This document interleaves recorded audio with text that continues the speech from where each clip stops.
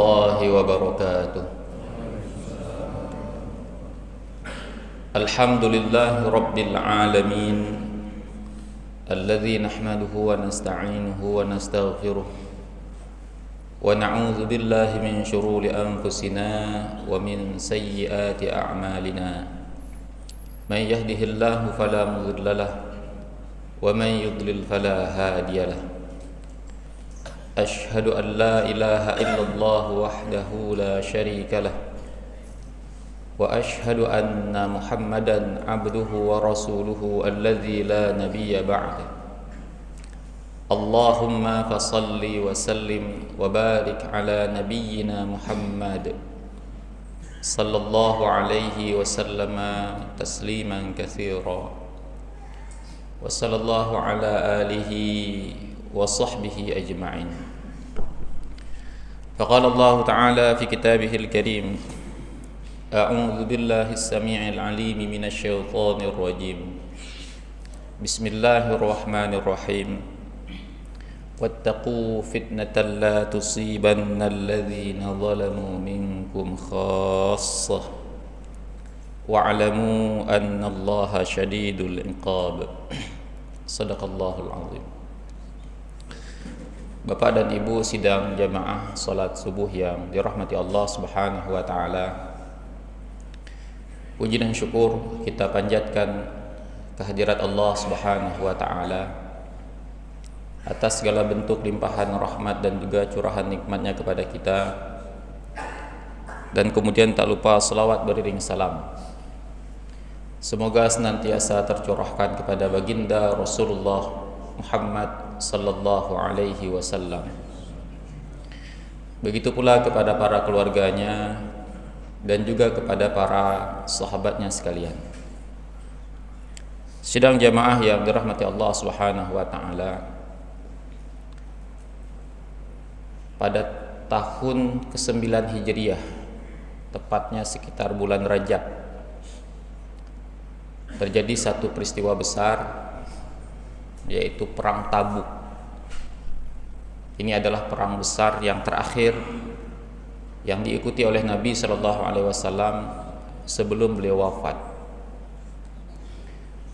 Dan kemudian ketika Nabi Shallallahu Alaihi Wasallam bersama sekitar 30.000 para sahabat berangkat dari Madinah menuju Tabuk, Nabi Shallallahu Alaihi Wasallam melewati satu tempat yang pada hari ini tempat itu dikenal dengan nama Madain Salih, kotanya Nabi Saleh, atau juga disebut dengan Al-Hijr. Kita tahu bahwa Nabi Saleh itu diutus kepada kaum Tsamud, dan kaum Tsamud ini memiliki keahlian arsitek yang luar biasa. Mereka memahat gunung-gunung, sehingga gunung-gunung yang terbuat dari batu cadas itu mereka jadikan rumah. Dan sampai dengan hari ini sisa-sisa peninggalan mereka masih bisa kita lihat. Selain di Madain Salih, ada juga yang mengatakan karya dari kaum Nabi Saleh atau kaum Tsamud ini juga terdapat di Yordania, di Petra, yang mereka dikenal dengan bangsa Nabatea. Dan kemudian ketika para sahabat melewati tempat itu, dan tentu saja semua orang terpesona, kagum dengan karya mereka. Tapi Nabi Shallallahu Alaihi Wasallam kemudian mengatakan kepada para sahabat, la tadkhulu masakinal ladzina zalamu anfusahum. Janganlah kalian memasuki tempat-tempat tinggal orang yang menzolimi diri mereka, illa an takunu bakin, kecuali kalian memasukinya dengan menangis, hadaran ay yusibakum mithlu ma asabahum, karena khawatir kalian akan ditimpa sesuatu yang telah menimpa mereka sebelumnya. Jadi Nabi ketika melewati tempat itu mewasiatkan kepada para sahabat, jangan masuk ke situ kecuali kalian memasukinya dengan menangis, mengambil pelajaran dari apa yang telah Allah lakukan kepada orang-orang yang telah membangkang kepada Allah dan Rasulnya. Kalau kalian tidak menangis, jangan masuk. Dan bahkan kemudian Nabi SAW menyuruh para sahabat untuk cepat-cepat meninggalkan tempat tersebut. Nah, sidang jamaah yang dirahmati Allah Subhanahu wa taala, pada hari ini kita telah berada di bulan Desember. Hari ini tanggal 21. Dan sebagaimana biasanya setiap bulan Desember tiba, Indonesia dan khususnya kita di Aceh pada tanggal 26 nanti selalu memperingati satu peristiwa besar yang pernah terjadi di negeri ini. Dan hari ini tepat 20 tahun yang lalu terjadi sebuah peristiwa besar, gempa bumi yang begitu dahsyat dan kemudian diikuti dengan gelombang tsunami. Dan ini merupakan salah satu bencana alam terbesar yang terjadi di abad ke-21. Nah, setiap tahun kita peringati. Dan nanti tanggal 26 itu akan ramai tempat-tempat pemakaman umum, tempat-tempat pemakaman syuhada tsunami. Kemudian akan juga ramai situs-situs bersejarah. Kalau di Banda Aceh, PLTD Apung, Museum Tsunami akan ramai dikunjungi.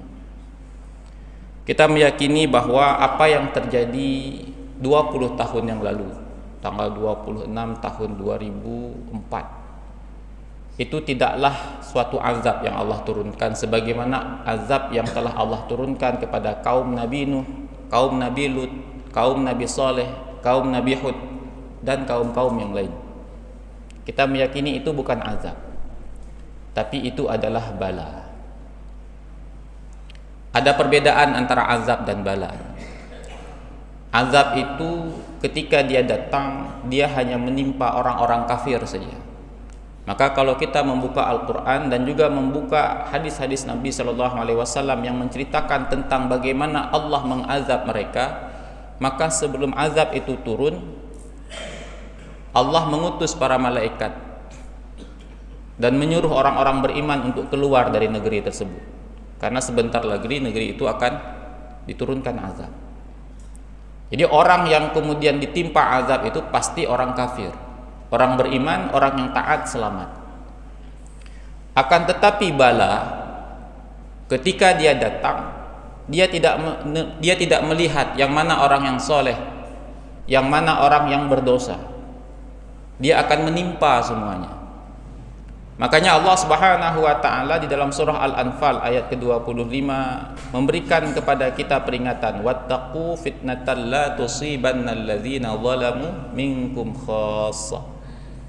Hendaklah kalian takut, mewaspadai fitnah atau bala yang ketika dia datang, dia tidak hanya menimpa orang-orang yang zalim saja, tapi dia akan menimpa semuanya.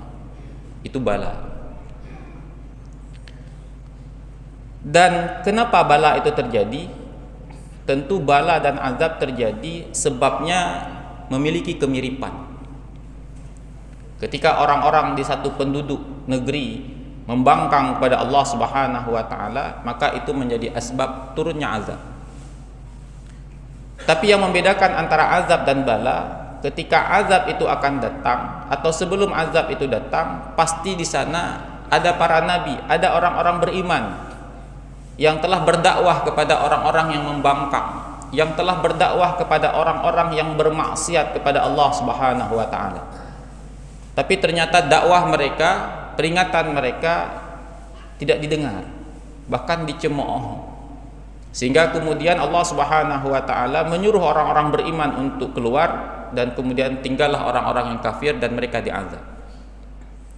Lantas bagaimana dengan bala? Juga sama.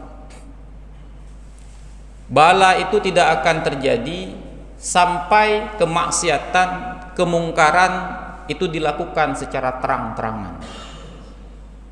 Maka kita perhatikan setiap bala terjadi, bala bencana itu terjadi, maka pasti sebelum bala itu terjadi ada kemaksiatan, ada kemungkaran yang dilakukan secara terang-terangan. Kenapa bisa dilakukan secara terang-terangan? Karena pasti pada saat itu tidak ada lagi orang yang menyeru, tidak ada lagi orang yang memberikan peringatan, tidak ada lagi orang yang mau mencegah kemungkaran itu terjadi, sehingga turunlah bala. Lantas apa hubungannya bala dengan bencana alam? Ada yang mengatakan itu kan tsunami, bencana alam biasa. Ada yang mengatakan banjir itu kan musim hujan, memang karena lagi banyaknya air. Ada yang mengatakan kemarau berkepanjangan itu kan memang musim kemarau. Apa yang mau kita katakan? Jadi tahun 2004 silam itu, Pak, ketika tsunami itu terjadi, kami masih kuliah. Kami masih berada di Bandung kuliah, dan pada saat itu tepat kami sedang mengambil satu mata kuliah yang namanya mitigasi bencana laut. Kebetulan kami latar belakang ilmu kelautan. Dan pada saat itu dosen yang mengampu mata kuliah ini, dosen kami bercerita. Beliau termasuk salah seorang yang sering dipanggil oleh stasiun televisi pada tahun 2004 dulu untuk memberikan pendapatnya mengenai bencana tsunami, karena memang beliau ahli tsunami.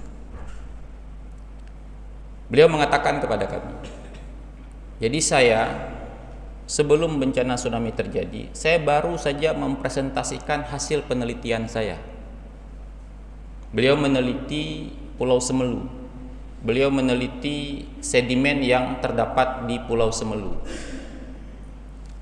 Singkat cerita, penelitian beliau terhadap sedimen yang ada di Pulau Semelu, beliau mengatakan bahwa sekitar 100 tahunan yang lalu itu pernah terjadi tsunami besar di Aceh, dan bencana ini akan mengalami pengulangan, dan sekarang waktunya di mana bencana tsunami itu akan kembali lagi.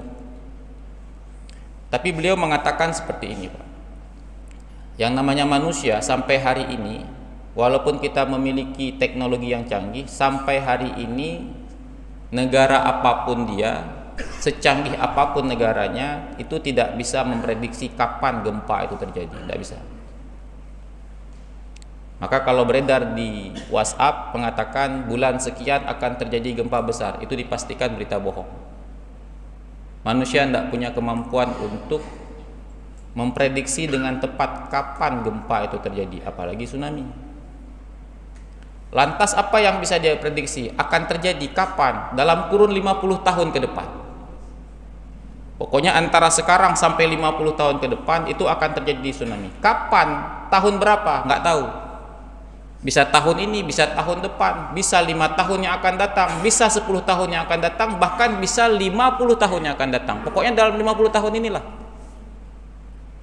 Dan kemudian beliau mengatakan, saya tidak menyangka ketika saya mengatakan dalam waktu 50 tahun ini gempa dan tsunami akan terjadi, dia tidak menyangka bahwa tsunami itu terjadi minggu depan.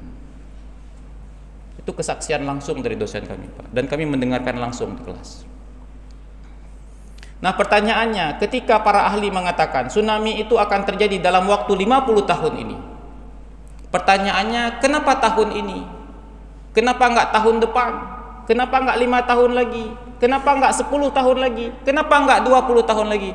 Disinilah kita bisa melihat hubungan antara bala dan kemungkaran. Kita bisa sama-sama menjawab apa yang terjadi di Aceh pada saat itu. Nyawa begitu murah, Pak. Pertumpahan darah hampir setiap hari. Belum lagi fitnah yang terjadi, Pak, sehingga ada begitu banyak orang-orang yang tidak berdosa meninggal.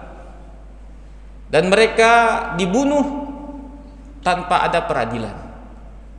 Dan kita tahu di dalam agama ini tertumpahnya darah satu orang itu perkara besar. Belum lagi fitnah, sehingga terjadi perpecahan, permusuhan, Pak, yang sampai hari ini masih belum selesai lagi lukanya. Dan kita harus sama-sama mengakui bahwa itu adalah asbab dari turunnya bala. Karena ketika memang, Pak, bala itu terjadi, ada keterkaitan erat dengan bencana alam sebagaimana dikatakan tadi. Ya, banjir itu kan pada musim hujan, benar. Bala banjir itu terjadi pada musim hujan. Kemarau itu, paceklik itu kan pada musim kemarau. Benar, bala berupa kemarau itu terjadi pada musim hujan. Indonesia ini kan terletak di daerah pertemuan dua lempeng, sehingga memang rawan bencana, apalagi gempa. Benar, Pak. Tapi pertanyaannya, kenapa bencana itu terjadi sekarang? Kenapa tidak besok? Kenapa tidak lusa? Pasti itu disebabkan oleh bagaimana karakter manusia pada saat itu. Karena ketika manusia yang hidup pada saat itu beriman kepada Allah Subhanahu wa taala, tidak terjadi kemungkaran secara terbuka, merajalela, maka Allah akan menahan bala itu. Bala itu bisa ditolak, Pak. Memang dalam kacamata pelajaran mitigasi bencana, ada begitu banyak bencana tidak bisa kita hindari. Siapa yang bisa menghindari bencana alam berupa gempa? Tidak bisa. Maka yang bisa kita lakukan adalah ketika bencana itu terjadi, korbannya diminimalisir, korban jiwanya dikurangi, tidak banyak. Contoh yang berhasil seperti negara Jepang, tsunami terjadi di sana, gempa terjadi di sana, tapi ketika bencana itu terjadi, korban jiwa tidak sebanyak di tempat kita. Itu mitigasi. Tapi dalam kacamata agama, bala itu, bencana itu bisa dihindari dengan cara kita meminta kepada Allah Subhanahu wa taala dan melakukan apa yang Allah perintahkan kepada kita. Beberapa tahun yang lalu, silakan Bapak cek di Google, terjadi satu bala di Turki dan juga Yunani dan beberapa negara yang ada di sekitar itu. Kemarau berkepanjangan, sampai-sampai pada saat itu hutan terbakar, kebakaran hutan yang begitu besar. Nah, pada saat itu di Turki diserukan oleh para pemimpinnya untuk segera melaksanakan sholat meminta hujan. Musim kemarau, tidak ada awan hujan di atas, dan kemudian diserukan kepada mereka untuk melakukan sholat minta hujan. Akhirnya masyarakat Turki keluar rumah, mereka melaksanakan sholat. Tapi pada saat itu ada sebagian penduduk Turki yang sekuler, sebenarnya bukan sekuler, tapi tidak percaya sama Tuhan. Mereka mengolok-olok orang-orang yang keluar dari rumahnya ini untuk melaksanakan sholat minta hujan. Kenapa mereka mengolok-olok? Karena berdasarkan laporan dari BMKG-nya Turki, di atas langit Turki tidak ada awan hujan. Bagaimana mungkin hujan itu bisa turun? Tapi olok-olokan mereka tidak digubris, Pak. Walaupun kenyataannya di atas langit Turki itu tidak ada awan hujan, kita minta kepada Allah, sang pemilik hujan. Mereka melaksanakan sholat. Subhanallah, apa yang terjadi? Selepas itu hujan turun dengan begitu deras. Artinya apa, Pak? Secara akal manusia tidak mungkin turun hujan. Dan itu adalah bala. Sampai kemudian terjadi kebakaran hutan.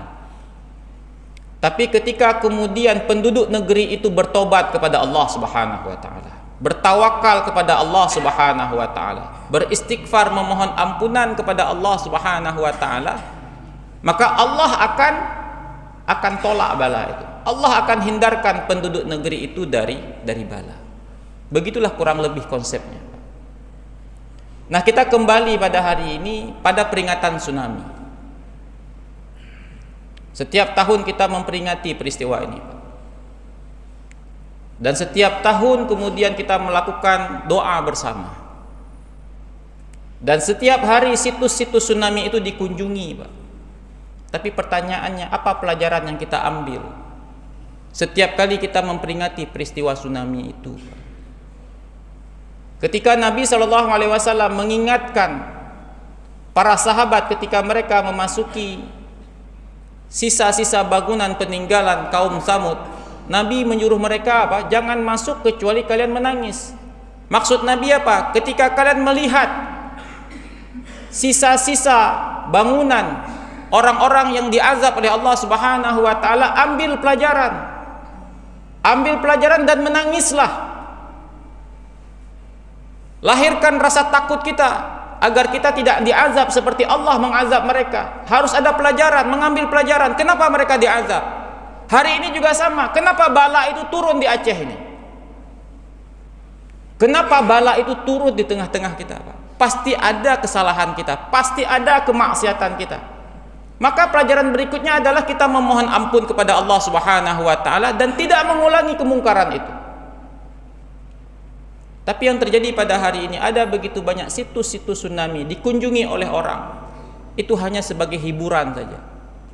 Orang bukan hanya sekedar datang dan kemudian mengambil dokumentasi, bahkan orang bisa tersenyum, tertawa, Pak. Seolah-olah melupakan bagaimana Allah telah menurunkan bala, dan pada saat itu manusia begitu lemah di hadapan Allah Subhanahu wa taala.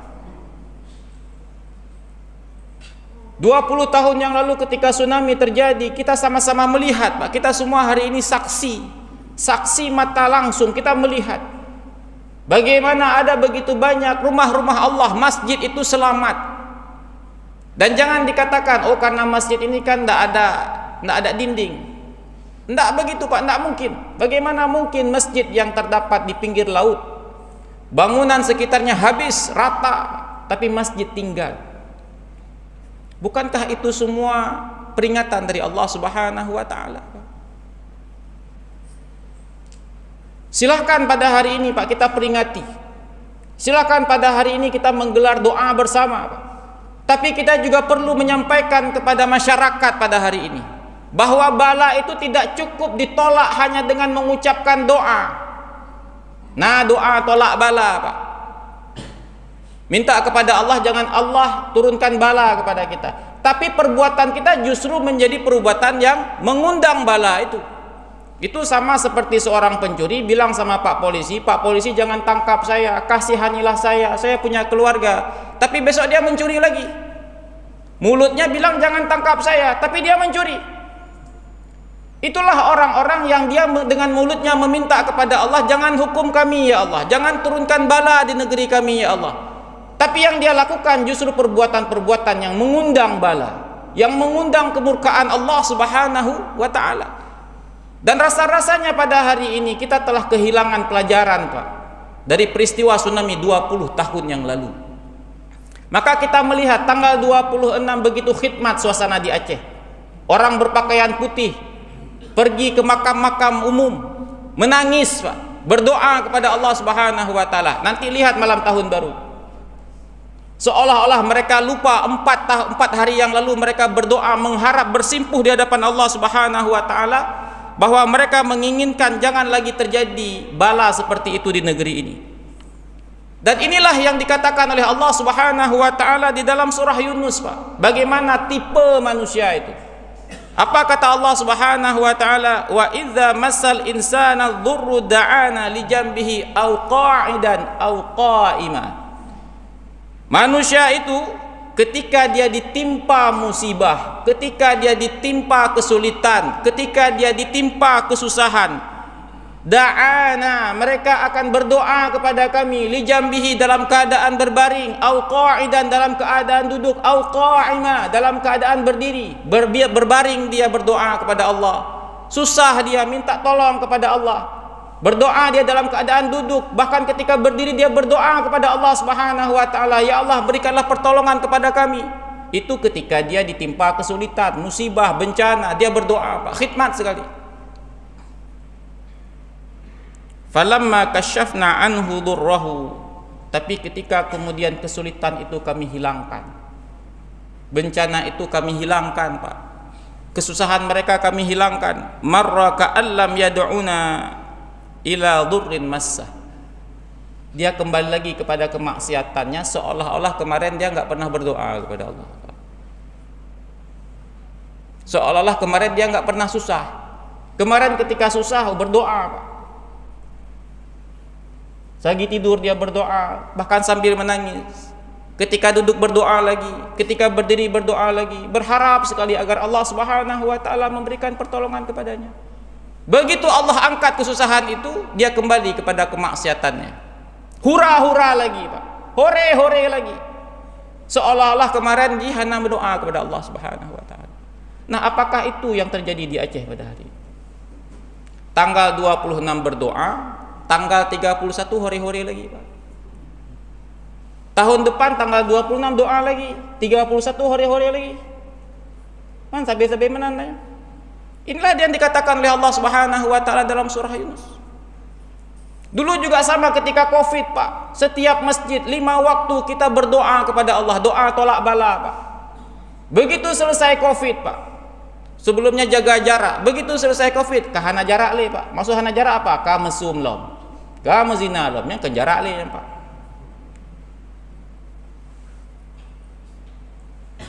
Itulah yang terjadi, Pak. Nah, oleh karena itu sidang jamaah yang dirahmati Allah Subhanahu wa taala, sudah 20 tahun. Artinya sudah 20 kali kita mengulang-ulang perbuatan yang sama dengan judul memperingati peristiwa tsunami. Tapi kali ini kita perlu mengevaluasi apa pelajaran yang kita dapatkan dari tsunami itu. Kalau kita tidak mengambil pelajaran, maka bersiap-siaplah kita kemudian menjadi orang-orang yang dikunci hati kita. Jangan-jangan kita telah dikunci semuanya, Pak. Mata kita telah dikunci, telinga kita telah dikunci, dan juga hati kita telah dikunci.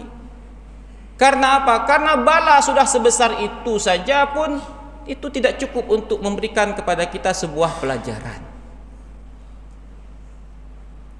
Lantas mau bala seperti apa lagi? Dan sekali lagi jangan pernah kita menganggap bala itu hanya berupa tsunami. Jangan sampai kita menganggap bala itu hanya berupa bencana alam. Bencana sosial itu juga bala, Pak. Jadi hari ini kita melihat ada fenomena judi online, itu bala. Hari ini kita melihat fenomena begal yang belum selesai sampai hari ini, bahkan kemarin terulang kembali, itu bala. Peredaran narkotika yang tidak habis-habis, itu bala. Dan yang namanya bala sebagaimana dikatakan oleh Allah Subhanahu wa taala dalam surah Al-Anfal tadi, ketika dia datang dia tidak memandang yang mana orang yang soleh, yang mana orang yang salah. Semua kena, kita semua kena. Dan satu-satunya cara kita bisa menolak bala dari Allah Subhanahu wa taala itu tentu saja pertama kita berdoa, Pak. Meminta kepada Allah Subhanahu wa taala agar Allah melindungi diri ini dari bala, melindungi tempat ini dari bala, melindungi negeri ini dari bala. Tapi berdoa saja tidak cukup. Maka yang perlu kita lakukan berikutnya adalah kita menjadi orang-orang yang senantiasa menyeru, Pak. Kita sampaikan kepada saudara-saudara kita, minimal di rumah kita masing-masing. Ketika kemungkaran terjadi di rumah kita, yang pertama kali mengatasinya. Dan pada akhirnya telah menjadi fenomena kemungkaran yang pasti, kalau tidak pasti sebagian besar terjadi di keluarga kaum muslimin, apa? Anak-anak yang meninggalkan sholat. Itu kemungkaran. Tidak akan mungkin kemungkaran itu akan terus membesar sampai dengan saat ini kalau di rumah kemungkaran itu sudah diatasi sejak dini. Tidak akan mungkin remaja-remaja kita akan menjadi remaja-remaja yang pada hari ini kita lihat tidak memiliki hati kalau sejak di rumah mereka itu sudah diingatkan, sudah dididik, Pak, untuk jangan sekali-kali meninggalkan perkara yang namanya sholat.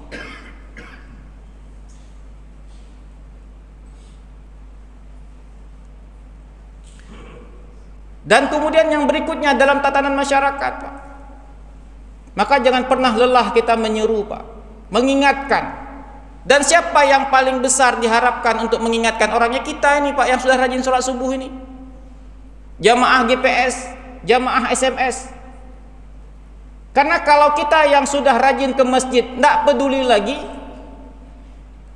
kalau kita yang sudah rajin ke masjid tidak open lagi, Pak, maka bersiap-siaplah nanti akan terjadi bala berikutnya. Walaupun mungkin pada hari ini kita harus mengakui bala itu sudah ada, tapi kita tidak merasakannya. Kita tidak merasakan karena memang hati kita tidak lagi memiliki sensitivitas. Mungkin pada hari ini kita sudah asik dengan ibadah kita saja, Pak. Di luar terjadilah hana long perumen le kahe. Nah, ketika kita, Pak, hari ini sudah tidak lagi peduli, lantas siapa lagi yang peduli dengan kemaksiatan yang terjadi? Dan ketika semua tak peduli lagi, maka ketika bala itu datang, Ingatlah sebagaimana yang dikatakan oleh Allah tadi, bahwa dia ketika datang dia tidak akan menimpa orang-orang yang zalim saja, tapi dia akan menimpa semuanya. Fa'tabiru ya ulil absar la'allakum turhamun. Subhanakallahumma wa bihamdika asyhadu an la ilaha illa anta astaghfiruka wa atubu ilaik. Assalamualaikum warahmatullahi wabarakatuh.